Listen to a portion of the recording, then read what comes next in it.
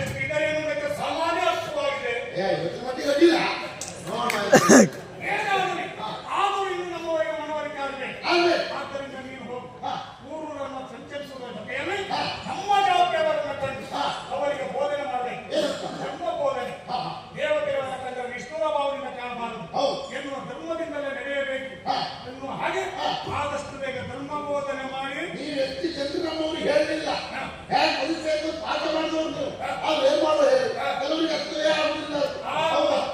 ನಮ್ಮ ಬಗ್ಗೆ ಅಪಪ್ರಚಾರ ಹೇಳು ಅಂತ ಹೇಳಿದ್ರೆ ಕೆಟ್ಟವರು ಅಧರ್ಮಿಗಳು ವಿಷಾಚಾರರು ದಂಡ ಕೊಟ್ಟರು ಅಂತ ಹೇಳ್ತಾರೆ. ಕುಡಿದವರು ಯಾರು ಕುಡಿಯದವರು ಇದ್ದಾರೆ ಎಲ್ಲರೂ ಕುಡಿಯೋರು ಪ್ರಮಾಣ ಅಂತೂ ಕುಡಿಯಬೇಕು. ಆದರೂ ಕುಡಿತಕ್ಕಂತೆ ಹಿಡಿತದೆ.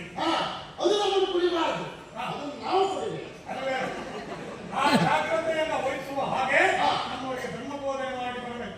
ಯಾಕಂತಂದ್ರೆ ನಿನಗೆ ತಿರುಗಾಟ ಇಷ್ಟು ಮಾತ್ರ ಅಲ್ಲ, ಇನ್ನು ನಿನಗೆ ತಿರುಗಾಟ